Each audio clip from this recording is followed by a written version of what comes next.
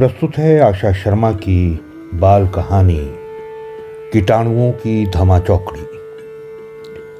10 वर्ष का नयन एक अनुशासित बच्चा है। सुबह स्कूल जाने के लिए उठने में नयन जरा भी आलस नहीं करता और मम्मी के केवल 2 बार आवाज लगाने पर ही बिस्तर छोड़ देता है। नहाना, धोना और ब्रश करना वो बिना किसी की मदद के खुद कर लेता है।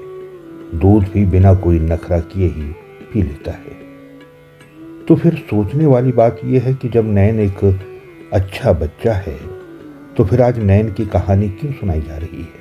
वो इसलिए सुनाई जा रही है कि अच्छा होने के बावजूद नयन थोड़ा लापरवाह भी है और उसकी लापरवाही क्या गुल खिलाती है, यही बताने के लिए नयन की कहानी सुनाई जा रही है। तो नयन की लापरवाही ये है कि वो रात को सोते समय अपने दांतों को ब्रश नहीं करता। मम्मी पापा ने बहुत बार समझाया और बताया कि रात को ब्रश ना करने से दांतों और सेहत को कितना नुकसान होता है, लेकिन फिर भी नयन लापरवाही कर जाता है। ऐसा नहीं कि वो जानता समझता नहीं, उसने तो स्कूल में भी पढ़ा था कि रात को ब्रश ना करने पर दांतों के बीच फंसा हुआ भोजन सड़ने लगता है। इससे दांतों में कैविटी हो सकती है, दांत सड़ भी सकते हैं, उनमें कीड़े भी लग सकते हैं, यहाँ तक कि दांत निकलवाना भी पड़ सकता है। ये सब जानते हुए भी वो रात को सोते समय दांतों को ब्रश करना भूल जाता है। बिस्तर में घुसने पर जब याद आता है तो कल जरूर कर लूंगा कहते हुए खुद को बहला देता है और सो जाता है। इधर पिछले दिनों उसके चाचा अपने पालतू बिल्ली के बच्चे टाफी को उनके घर छोड़ गए क्योंकि उन्हें परिवार सहित कुछ दिनों के लिए विदेश जाना था। टाफी के आ जाने से नयन के तो मजे ही हो गए। उसे खेलने के लिए एक साथी जो मिल गया। टाफी था भी बहुत नटखट और प्यारा किटन। उसे नयन की जूतों की लेस बहुत अच्छी लगती थी। जब भी नयन स्कूल के लिए तैयार होता, टाफी उसके जूतों की लेस से खेलने लगता। टाफी कभी नयन के हाथ चाटने लगता तो कभी उसकी पेंसिल को अपने पंजों से लुढ़काता हुआ बेड के नीचे छिपा देता। टाफी को दीदी की झूलती हुई चोटी भी बहुत लुभाती है। वो अक्सर दीदी की चोटी को अपने पंजों से पकड़कर मुंह में खाने लगता। दीदी अपना सर इधर उधर घुमाती तो टॉफी भी उसी तरह से घूमता और मौका मिलते ही उनकी चोटी पर शिकारी की तरह झपटता।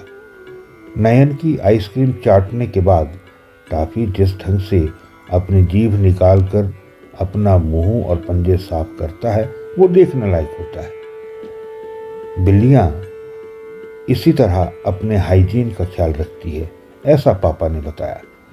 एक रात खाने के बाद सबने आइसक्रीम खाई और अपनी आदत के अनुसार नयन दांतों को ब्रश किए बिना ही सो गया। रात को जब उसने करवट ली तो देखा कि टाफी उसके पास ही बिस्तर पर बैठा था। अंधेरे में उसकी आंखें जलते हुए अंगारे सी लग रही थी। एक बार तो नयन डर गया, लेकिन जैसे ही टाफी ने अपनी गर्दन घुमाई उसकी आंखें सामान्य दिखने लगी। नयन ने हाथ बढ़ाकर उसे अपने कंबल में सुला लिया। थोड़ी देर बाद नयन को अपने मुंह पर कुछ गीला गीला सा लगा। उसकी आंख खुल गई। नयन ने देखा टॉफी उसका मुंह चाट रहा था। लगता है होंठों पर कहीं आइसक्रीम लगी रह गई। सोचते हुए नयन को याद आया उसने रात को सोने से पहले आइसक्रीम खाई थी और मुंह धोना, ब्रश कुल्ले करना भूल गया था। अरे बाप रे, तो क्या रात भर कीटाणु भी ऐसे ही मेरे दांतों और मुंह को अंदर से चाटते होंगे जैसे बाहर से आज टाफी चाट रहा है? नयन ने सोचा और फिर अपने मुंह में घूमते उछल कूद करते कीटाणुओं की कल्पना करते ही उसे उबकाई सी आ गई। वो फौरन उठा और वॉश बेसिन पर जाकर अपने दांतों को ब्रश करने लगा। उसने अपना मुंह अंदर और बाहर से अच्छी तरह से धोया और वापस आकर बिस्तर में सो गया। टाफी अभी भी उसके कंबल में ही बैठा था। नयन आंखें बंद करके सोने की कोशिश करने लगा। थोड़ी देर बाद टाफी कंबल में से निकला और नयन के पेट पर बैठकर उसका मुंह सूंघने लगा। उसके मूंछों से नैन को गुदगुदी सी हो रही थी, लेकिन टॉफी की जिज्ञासा भरी हरकत देखकर उसे मजा भी आ रहा था। कुछ देर बाद सूंघने के बाद टॉफी कूदकर बिस्तर से नीचे चला गया। नयन आराम से सो गया। दूसरे दिन रात को सोने से पहले नयन को ब्रश करते मम्मी को बड़ा आश्चर्य हुआ। उन्होंने इशारा से पापा को भी दिखाया तो वो भी चौंके। अरे क्या बात है नयन, आज सोने से पहले ब्रश करना याद आ गया? पापा ने पूछा। हाँ पापा, अब मैं रोज रात को सोने से पहले ब्रश किया करूंगा। आज हमारे स्कूल में एक डेंटिस्ट अंकल आए थे। उन्होंने हमसे प्रॉमिस लिया कि हम रात को बिना ब्रश किए बिस्तर में नहीं जाएंगे। कहते हुए नयन असल बात छिपा गया। ये तो सचमुच बहुत अच्छी बात है, कहते हुए पापा ने उसकी पीठ थपथपाई। आज भी टॉफी रात को नैन के बिस्तर में आया। उसने नैन का मुंह सूंघा और वापस चला गया। नैन आश्वस्त था कि अब उसके मुंह में कोई कीटाणु उछल कूद नहीं मचाएगा।